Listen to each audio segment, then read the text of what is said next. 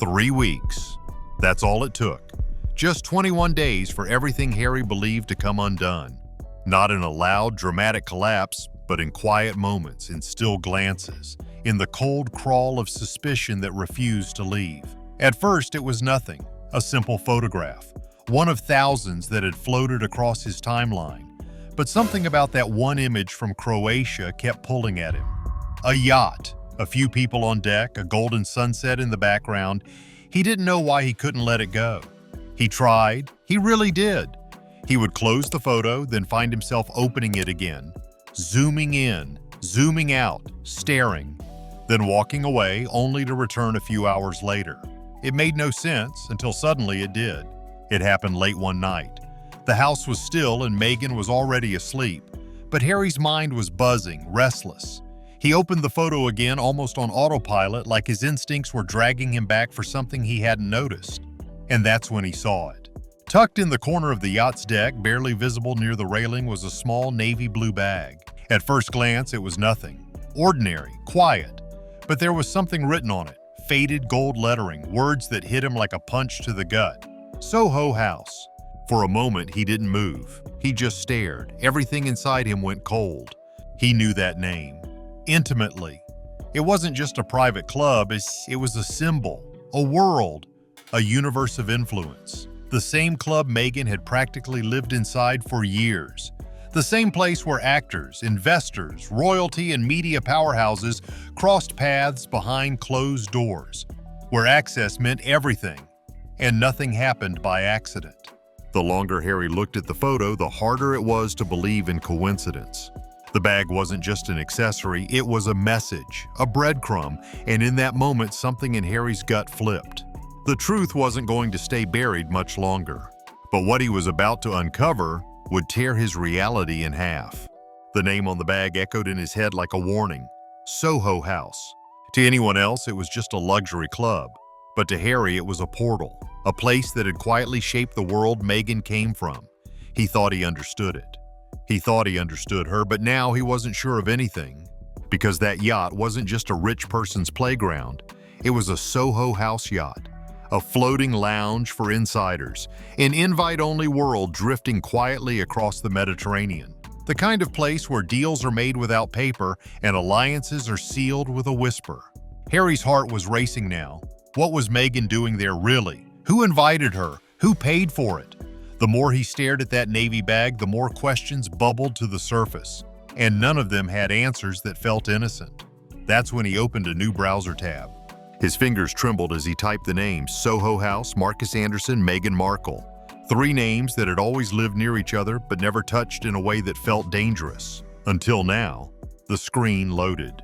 Harry's eyes scanned the first results, and with every word he read, the blood in his veins seemed to thicken. Headlines, deleted blog posts, archived social snapshots that had disappeared from public timelines but still lingered in the corners of the internet. And then came the bombshell. Marcus Anderson wasn't just a friend, he was a gatekeeper. The kind who doesn't wait for doors to open, because he owns the keys. Suddenly, the memories of Marcus, the laughs, the events, the front row seat at their wedding, all took on a different weight, a new meaning. Harry leaned back in his chair, a cold sweat forming at his neck. This wasn't paranoia. This wasn't a coincidence. This was the beginning of a truth he was never supposed to find. And what he would learn next would make him question everything about how he met Meghan and why. For years, Harry thought Marcus Anderson was just quirky, stylish, friendly, a man who always seemed to be in the right place, smiling, charming, sipping something cold under perfect lighting. Meghan's Toronto circle was full of creatives and Marcus fit right in, or so Harry believed. But what he uncovered that night didn't match the man he thought he knew. Because Marcus wasn't just in the scene, he was the scene. Every link Harry clicked pulled back another layer. Society blogs from the early 2010s, magazine spreads now deleted, archived interviews buried behind broken links, each one painting the same chilling portrait. Marcus Anderson wasn't a consultant. He was an access broker. The kind of person who doesn't just host parties, he engineers them. The one who decides who gets invited, who meets whom, and which connections are worth cultivating. He wasn't just popular, he was a silent architect of power. Harry kept scrolling, faster now. According to one hidden article, Marcus had a very specific talent, introducing ambitious, beautiful women to powerful, wealthy men. He curated access. He facilitated introductions between actresses and producers, models and investors, newcomers and media moguls. Someone described him as the man who makes sure the right people meet, and at the right time. And suddenly, every memory Harry had, the laughter, the casual meetings, the invitations Marcus extended so generously, began to mutate in his mind. How had he never questioned Marcus's front row seat at their wedding? The whispered conversations? The way he always seemed to be around? What if Marcus wasn't Meghan's friend? What if he was her handler? Harry didn't want to believe it. He really didn't, but the evidence kept piling up, refusing to be ignored. He clicked on an old Toronto photo gallery. His heart thudded against his chest as familiar faces appeared, smiling, mingling, clinking glasses in velvet-lit rooms. Meghan, Marcus, and men Harry didn't recognize, but would soon wish he had. That night, Harry stopped being a prince with questions and became a man digging through his own life, trying to figure out if any of it was real.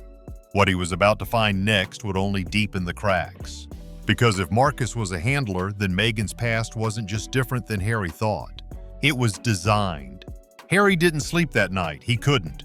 The more he read, the more every memory turned sideways. Something inside him, deeper than doubt, colder than fear, told him he had to hear the truth, not just read it. So, just before dawn, he reached for his phone and dialed a number he hadn't used in years. The voice that answered was cautious at first, someone from Harry's London party days, a former member of Soho House. The kind of man who knew where the bodies were buried but never spoke unless he had a reason. Harry whispered the name like a secret, Marcus Anderson. There was silence, a long one, and then came the sigh. For the next 40 minutes, Harry listened in absolute stillness as the man described a version of Marcus that the public never saw. Not the polished socialite, not the smiling +1, but the strategist behind the curtain. Marcus doesn't just run a social circle, the voice said. He runs what insiders call a finishing school. Harry blinked. For manners? No, the man replied, for access. Marcus had a system. He sought out women, beautiful, ambitious, socially hungry. He taught them how to dress for a billionaire's eye, how to speak in a room of politicians without blinking, how to carry themselves like they belonged in spaces designed to keep people out. He gave them the connections, the parties, the introductions. But nothing was random. Every meeting was intentional. Every opportunity was planted. He grooms them, the voice said flatly, polishes them, then places them where power gathers. Harry stared at the floor, his pulse climbing. Every step Meghan had taken, from suits and charity events to yacht weeks and Soho lounges, now felt like part of a script he hadn't known existed. And Marcus? He wasn't watching from the sidelines. He was directing the play. The insider kept talking. He has access to calendars, private guest lists, VIP event schedules. He knows when certain people will be in the same city, and he makes sure his girls are there too. Harry swallowed hard. It was starting to make sense now. The polo matches, the charity galas, the art events in 2013, 2014, 2015, places where Harry remembered catching brief glimpses of Meghan, even before he properly met her, always nearby, always smiling. Always positioned. And that's when the man said something Harry would never forget. Marcus doesn't just introduce people, he said quietly. He positions them. Harry hung up the phone. His hands were cold. His world had just tilted again. And now one question echoed in his mind louder than all the others. How did Meghan afford it? By now, Harry's chest felt tight all the time. But one question wouldn't let him go. A question that seemed so simple, yet no one had ever really asked it out loud. How did Meghan afford all of it? The clothes, the first-class flights, the luxury hotels, the yacht weeks, the designer heels that changed with every city, the seamless lifestyle of an A-lister, long before she ever became one. Harry had seen the paychecks. He knew the numbers. Meghan's time on Suits paid well, but not this well. Not enough for global travel, 5-star suites, elite party circuits, and polished styling that didn't come cheap. So he did what no husband wants to do. He started adding it up. Toronto to New York to London, London to Istanbul. Then Barcelona, Miami, back to Toronto. Each trip layered with luxury. He remembered the outfits, the curated looks, the effortless elegance that never once showed financial stress. He ran the numbers with a pen in hand. Hair, makeup, event outfits, private members' fees, international airfare, Soho House lifestyle costs, yacht rentals, styling, line after line. The total? $70,000 a year. Minimum. His heart sank. Meghan's income, even at its peak, couldn't have covered even half. So he dug deeper. He called someone quiet, trusted, still connected to Soho House in Toronto. The conversation was cautious, soft words, long pauses. But eventually the truth emerged. Meghan's membership hadn't been discounted. It had been completely comped. 5 years, not a single fee paid, no paperwork, no billing trail. Harry's voice cracked. Who sponsored her? Another pause. Then a nervous reply. Marcus has ways of making sure certain women have access, the contact said. Corporate accounts, anonymous approvals, no questions asked. Harry felt the blood drain from his face. This wasn't luck. It was a plan. Someone, or several someones, had been investing in Meghan's rise, quietly funding her transformation from cable actress to global socialite, opening doors she couldn't have reached on her own. And Marcus? He was the one holding the master key. Harry closed his eyes and tried to pretend it didn't matter. But it did. Because once you see the money trail, you can't unsee it. And now the next question hit him harder than any before. If someone was funding her journey, who were they really bringing her to? For weeks, Harry had been unraveling the past. But what came next tore through everything. Not with a scream, but with the quiet horror of something hiding in plain sight. He did something he hadn't done in years. He went into his office, opened the bottom drawer, and pulled out the wedding guest list. 2 columns, 600 names, half from his side, half from Meghan's. It was always meant to be a celebration of love, a union between 2 lives, 2 histories. But now, with eyes sharpened by truth, he looked at it differently. And what he saw broke him. Marcus Anderson, front row, Jessica Mulroney, a regular at Soho House. Misha Nono, the one who set up the blind date, also Soho House. Serena Williams, another member. And that was just the beginning. Harry grabbed a highlighter, then another. His hand trembled as he worked through the list name by name. Meghan's former co-workers? Almost none. Childhood friends? Maybe 1 or 2. But the rest? Over 60 people, executives, influencers, polished elites, all traced directly back to Soho House. It wasn't a coincidence. It was a network. A tightly woven web that had followed Meghan everywhere, from rooftop lounges to royal palaces, and now had taken center stage at their wedding. And in that moment, Harry saw something he'd never noticed before. A photo from the reception. Marcus standing beside 4 Soho House executives, all holding champagne, all smiling. Not like guests, like men who had completed a mission. Harry dropped the list. The weight in his chest was unbearable now. This wasn't a celebration of 2 soulmates. This was a summit, a crowning event for the machine that built her. And he, the prince who thought he found love in an unexpected place, had been the final piece, the trophy. That realization didn't come with shouting or slamming doors. It came with stillness, with a silence so loud it hurt.